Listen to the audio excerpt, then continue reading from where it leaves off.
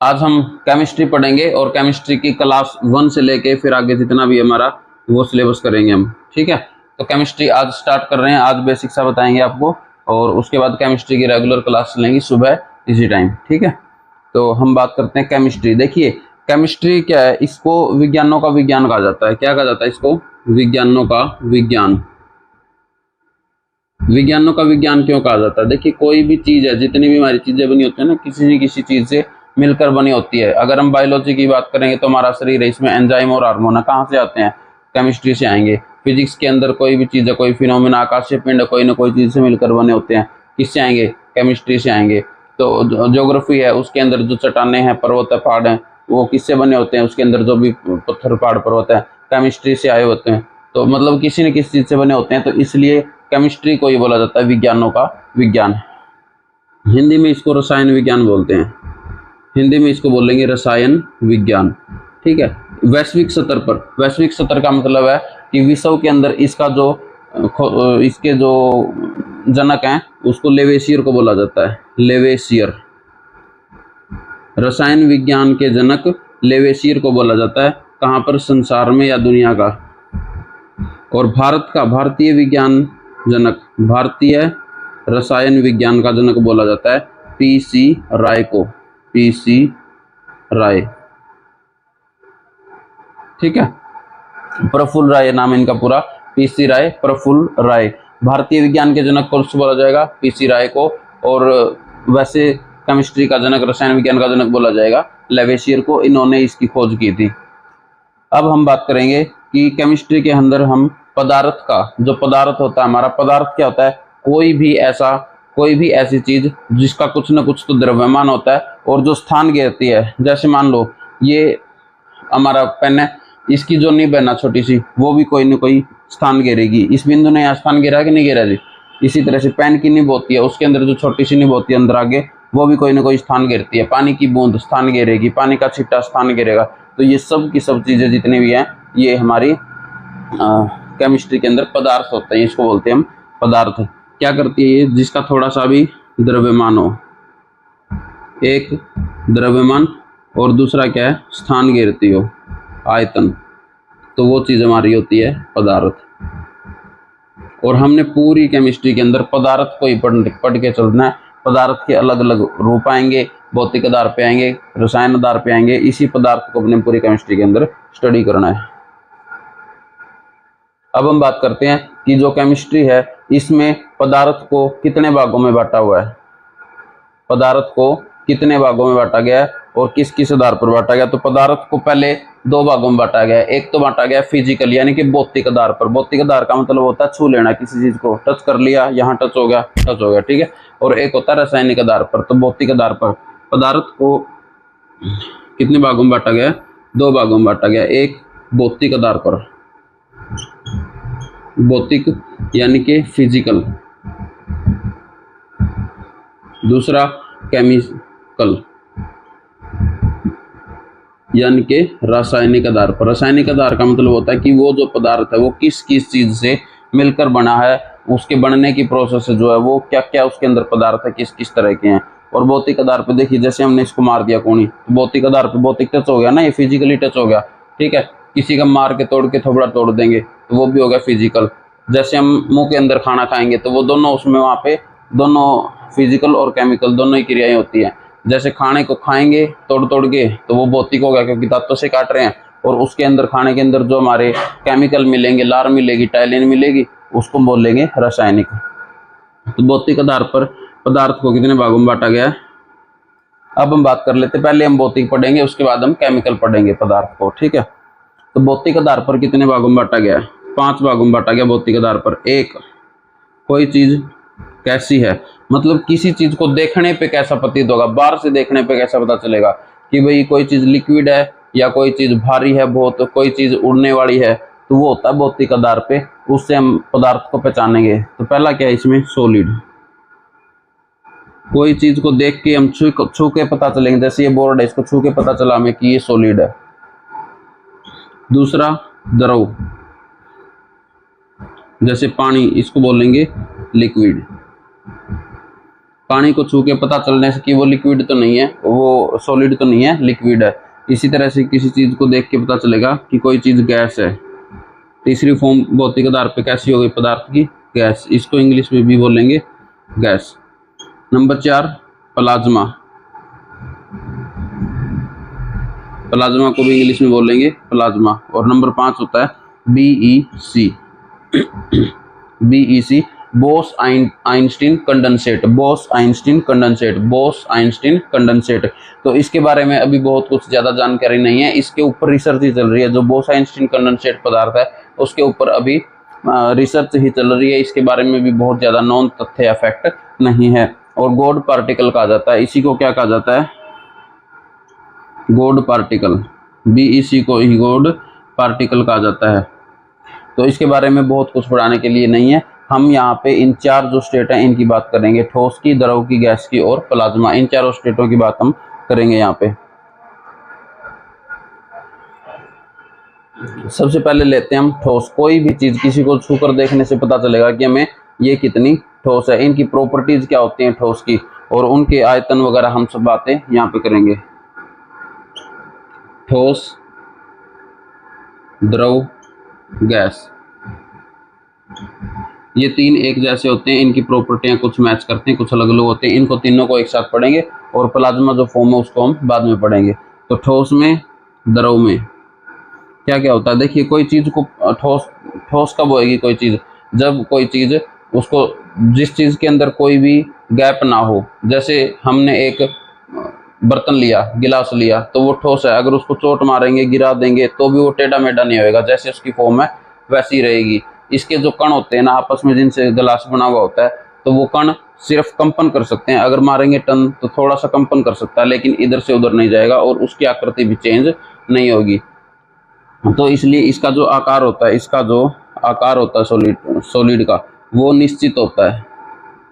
ठीक है, ये थोड़ा मोटा, अगर किसी चीज को, अगर इस मार्कर को मैं गिरा दूं तो ये सॉलिड है, तो इसके आकार में कोई फर्क नहीं पड़ेगा, ये ऐसा ही रहेगा। अगर मैं यहाँ से जैसे इस बुक को गिरा दूं तो ये सॉलिड है, इसमें कोई आकार में फर्क नहीं पड़ेगा। तो इसका आकार जो है वो निश्चित होता है। और द्रव का आकार, जैसे वाटर हो गया, पानी या लस्सी, दूध, कोई भी द्रव वाली चीज जो चल सकती है, जैसे पानी है, तो इसका आकार निश्चित होगा। अगर इसको हम गिलास में डालेंगे तो गिलास की शेप ले लेगा, अगर हम बोतल में डाल देंगे तो बोतल की शेप ले लेगा। अगर हमने इसको सिलेंडर के अंदर डाल दिया तो ये सिलेंड्रिकल हो जाएगा पानी। अगर हमने इसको किसी खुले बर्तन में डाल दिया तो पूरा फैल जाएगा। तो इसलिए इसका आकार निश्चित नहीं होता, ये उसी बर्तन का आकार ले लेता है जिसके अंदर इसको रखा जाता है। यानी कि इसका जो आकार है वो अनिश्चित होता है, अनिश्चित। और गैस भी कैसी होती है? गैस को हमने अगर सिलेंडर में डाल दिया तो सिलेंड्रिकल रूप ले लेगी। अगर हमने गैस को खुला छोड़ दिया तो भाग जाएंगे इधर से उधर, उधर कहीं भी उसके पार्टिकल जो वो भाग जाते हैं, तो वो भी अनिश्चित हो जाते हैं। ठीक है, अगर हम किसी छोटे बर्तन के अंदर उसको प्रेशर लगा के कांच की बोतल में भर देंगे तो वो कांच की बोतल के जैसा हो जाएगा। तो इसलिए इसका भी आकार निश्चित नहीं होता, ये भी अनिश्चित होता है। पहला गुण पता चल गया। सॉलिड का आकार जो है वो निश्चित होता है। अगर आपने एक कूलर लिया तो कूलर एक फिक्स है, उसका आकार अपने आप नहीं होगा, वो थोड़ा बहुत कंपन कर सकता है लेकिन वो बदलेगा नहीं। और द्रव का आकार अनिश्चित होता है, जिस बर्तन में डालेंगे उसी का ले लेता है। गैस को भी जिस बर्तन में डालेंगे उसी का आकार ये ले लेगा। दूसरा, ठोस के जो कण होते हैं, ठोस के कण वो एक दूसरे को पकड़े रहते हैं। ठोस के कण एक दूसरे को पकड़े रहते हैं। अगर आप एक ईंट लेते हो तो ठोस है, उसको तोड़ना आसान नहीं है ईंट को, क्योंकि उसके जो कण है ना वो आपस में पकड़े रहते हैं, एक दूसरे को बहुत नजदीक होते हैं और वो अपने कणों को छोड़ के दूसरे के पास नहीं जाते हैं। लेकिन द्रव है, पानी को अगर आप नीचे डालोगे तो वो चल के थोड़ा थोड़ा मूवमेंट करके दूर जा सकता है, यानी कि इसके कणों के बीच में गैप होता है। ठीक है, अगर गिलास में डाल के या कटोरी में डाल के भी हिलाएंगे तो उसके कणों के अंदर गैप होता है, वो मूवमेंट कर सकते हैं, गतिमान होते हैं। तो इसके कण क्या होते हैं?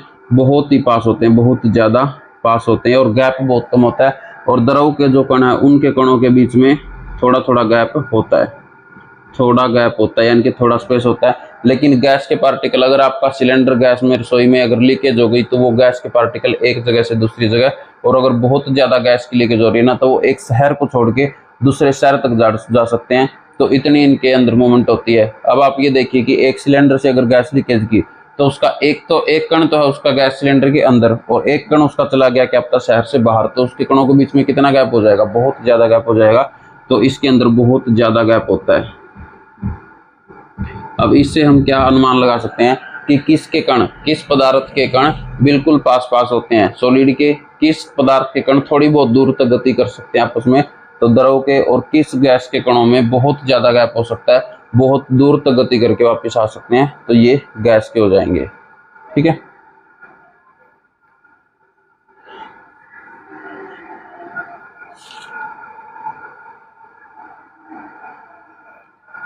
तो ये हो गए ये। ठीक है, अब हम बात करेंगे आगे, इसका भी फॉर्म होते हैं। ठोस कितने तरह के होते हैं, दो तरह के होते हैं। ठोस जो है वो दो तरह के होते हैं। पहले प्लाज्मा पढ़ लेते हैं, प्लाज्मा के बारे में थोड़ा पढ़ लेते हैं पहले। प्लाज्मा, प्लाज्मा ये क्या फॉर्म है, ये कभी ये उस तब बनती है जब किसी भी पदार्थ को 6000, 2000, 3000, 4500 टेम्परेचर मिलेगा, 2000 डिग्री सेल्सियस मिल जाए, 6000 मिल जाए, अलग अलग पदार्थों के लिए अलग अलग होता है, 3000 डिग्री मिल जाए। जैसे सुनार जो है, सुनार वो क्या करेगा, लोहे को किसी सुनार क्या करेगा, वो सोने को कोई भी आभूषण बनाने के लिए पहले उसको पिघलाएगा, उसको पिघला करके उसको लिक्विड फॉर्म में बनाएगा, यानी कि और जो वो लिक्विड फॉर्म बनती है ना उसको पिघलाने से, उसी फॉर्म को बोलते हैं हम प्लाज्मा। पहले ये एक कोई चेन है, इस तरह की कोई चेन है पहले, तो इसको नया फॉर्म देने के लिए पहले इसको पिघला के इकट्ठा कर लेगा, तो ये जो फॉर्म बनेगी ना यही प्लाज्मा बनेगी। तो इसके लिए बहुत ज़्यादा टेम्परेचर चाहिए होता है। लोहे को भी कितनी धातुएं बनती है, लोहे से अलग अलग अपैरेटस बनते हैं, तो लोहे को जब पिघलाया जाता है तो वो इकट्ठा हो जाता है। तो उसके लिए लोहे को जब पिघला जाएगा तो 6000 डिग्री सेल्सियस पे या 3000 पे, और उसको अलग से किसी हथौड़ी बना देंगे, उसका कोई गिलास बना देंगे, उसका कोई परात बनाई जाएगी, या उसके कोई अलग से औजार बना दी जाएंगे। तो जब उसको लोहे को भी पिघला जाता है तो वो क्या है, वो प्लाज्मा है। जब मैग्मा निकलता है, ज्वालामुखी जब फटती है और मैग्मा जब जमीन से ऊपर आता है, यहाँ नीचे होता है मैग्मा, यहाँ जब ऊपर आएगा तो ये लावा बोलेंगे, तो ये लावा किस फॉर्म में है, प्लाज्मा की फॉर्म में है। तो ये सब प्लाज्मा होते हैं। इसके लिए बहुत ज़्यादा टेम्परेचर चाहिए होता है, और ये अर्ध उसमें होती है, लिक्विड भी नहीं होता, सॉलिड भी नहीं होता, तो ये होती है प्लाज्मा फॉर्म। अब हम बात कर लेते हैं ठोस की। ठोस जो है वो दो प्रकार के होते हैं ठोस भी, एक होते हैं क्रिस्टलीय ठोस, एक होते हैं क्रिस्टलीय, क्रिस्टल हिंदी में भी बोलेंगे इसको क्रिस्टल, और एक होता है दूसरा अमरफस, अमरफस इसको बोलेंगे अक्रिस्टलीय।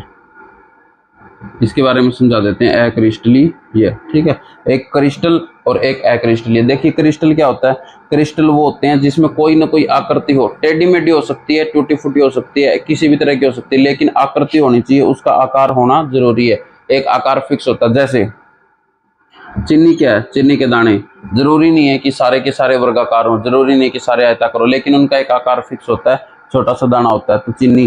ठीक है, इसी तरह से नमक हो गया, तो इनका जो आकार है ना वो फिक्स होता है क्रिस्टल का। तो मिट्टी होगी, मिट्टी के कण जो होते हैं ना उनका भी आकार फिक्स होता है, तो ये सारे क्रिस्टल में आ जाएंगे। इनको तोड़ेंगे अगर तो भी इनका आकार इसी तरह का रहेगा। अगर नमक के दाने को तोड़ेंगे, चीनी के दाने को, तो इनका आकार जो है ऐसा ही रहेगा जैसा कि चीनी का दाना पहले से है। और अक्रिस्टलीय होते हैं वैसे ठोस जिनका आकार फिक्स ना हो, जिनका आकार फिक्स ना हो। जैसे एक रबड़ है, रबड़ अगर हम तोड़ेंगे तो टेढ़ मेढ़ हो जाएगा। पहले एक रबड़ ऐसा है, अगर इसको हम तोड़ दें यहाँ से तो ये कुछ ऐसा बन जाएगा, इस तरह का कुछ बन जाएगा। ठीक है, या फिर ऐसा बन जाएगा, ऐसा इस तरह का कुछ। तो इसको तोड़ने पर भी ये जो है ये अपनी फॉर्म चेंज कर देगा। जैसे प्लास्टिक हो गया, प्लास्टिक के भी अलग अलग फॉर्म होती हैं, प्लास्टिक को किसी भी उसमें बनाया जा सकता है। प्लास्टिक को तोड़ेंगे तो बिल्कुल ऐसे टूट जाता है, ऐसे किसी भी तरह से। तो वो भी क्या हो गए, अक्रिस्टलीय हो गए। जिनका शेप या आकार फिक्स नहीं रहता है वो होते हैं आपके अमरफस, अक्रिस्टलीय।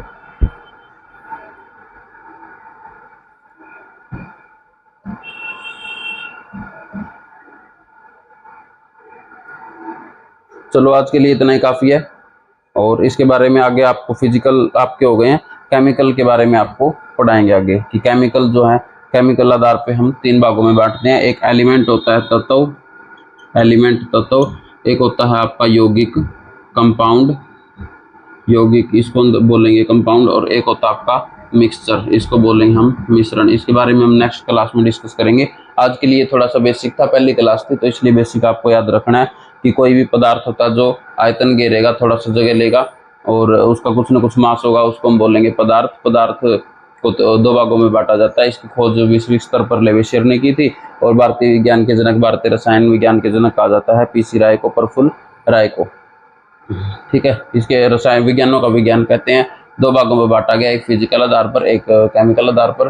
फिजिकल आधार पर आपके जो हम जिसको हम टच करके देख सकते हैं, बाहर की संरचना को देख के बता सकते हैं कि ये सॉलिड है या गैस है, इस तरह के। तो इसको 5 भागों में बांटा गया है, ठोस, द्रव और गैस। इसके अलावा प्लाज्मा और एक फॉर्म होते हैं बीईसी, बोस-आइंस्टीन कंडेंसेट। इसके बारे में कोई जानकारी ज्यादा नहीं है, इसके ऊपर भी खोज चल रही है। गॉड पार्टिकल कहते हैं। ठोस का आकार निश्चित होता है, दूर दूर तक गति नहीं कर सकते हैं और इनके कणों के बीच में एक दूसरे को पकड़े रहते हैं। इनके अंदर फोर्स बहुत ज्यादा होता है। द्रव में क्या होता है, द्रव क्या कण जो है एक दूसरे से दूर जा सकते हैं, जिस बर्तन में डालते हैं उसी का शेप ले लेते हैं। इनका आकार भी अनिश्चित होता है। और तीसरा गैस होती है, हमारे गैस के पार्टिकल बहुत दूर दूर तक जा सकते हैं। इनके कणों के बीच में गैप बहुत ज्यादा होता है। आप इनको प्रेशर डाल के किसी बर्तन में डालेंगे तो उसी बर्तन का ये शेप ले लेते हैं। और एक बात थोड़ी सी रह गई थी, जैसे सॉलिड, मान लो सॉलिड जो होता है ना, सॉलिड अगर ये 1 kg है ना सॉलिड, अगर आपके पास 1 kg सॉलिड है और अगर इसको किसी बर्तन में डालेंगे, मान ले हमने इस बर्तन में डाल दिया सॉलिड को, तो ये 1 kg जितना इसका आयतन होता है ना, तो 1 kg का ही आकार घेरेगा ये सॉलिड, 1 kg का ही आकार घेर के और बाकी छोड़ देगा। इसको मतलब नहीं है कि ये खाली बच गया तो बचने दो, इसको कोई मतलब नहीं है। और अगर द्रव इसमें डालेंगे तो द्रव भी जितना आयतन तो ये भी इतना ही घेरेगा, ये इसके लिए खाली छोड़ देगा। लेकिन गैस है ना, गैस वो होता है दूसरा पगला। गैस को अगर हम इसमें डालेंगे, गैस को मान ले हमने 1 kg गैस में डाल दिया, 1 kg, और ये है 5 लीटर का या 5 kg का, ठीक है। अगर हम गैस को 1 में डालेंगे तो ये क्या करता है, कब्जा कर लेता है। ये सिर्फ यहाँ तक नहीं रहेगी कि चलो मैं तो 1 kg हूँ, मेरे को तो सिर्फ 1 kg जगह लेनी है ना, ये इसके अंदर पूरे के अंदर फैल जाएगा, ये सारे के अंदर गैस फैल जाएगी। अगर 10 लीटर में डालेंगे तो 1 kg को तो पूरे के ऊपर कब्जा कर लेगा और किसी को भी वहाँ आने नहीं देगा, भाई अब हम आ गए हैं, अब यहाँ कोई नहीं आएगा। लेकिन जो सॉलिड और लिक्विड होते हैं वो सिर्फ अपना जितना भी उनका वेट होता है उतना ही आयतन वो गिरते हैं। इसके अलावा आपको प्लाज्मा बताया था, प्लाज्मा कोई एक पिघली हुई स्टेट होती है, 6000 डिग्री, बहुत ज़्यादा टेम्परेचर चाहिए होता है प्लाज्मा बनाने के लिए। सोनार जो है वो सोने को आभूषण या जेवर बनाने से पहले प्लाज्मा फॉर्म में लेके आता है, उसको पिघला करके। जैसे लोहा होता है, लोहा तो उसको भी पिघला करके जब कोई और बनाना होता है कोई चीज़ तो उसको पिघला जाता है, वो प्लाज्मा स्टेट होती है। ज्वालामुखी से जब लावा बाहर निकलता है तो प्लाज्मा फॉर्म में होता है, ठीक है। तो आगे हम आपको एलिमेंट, यौगिक और मिश्रण के बारे में पढ़ाते हैं। धन्यवाद।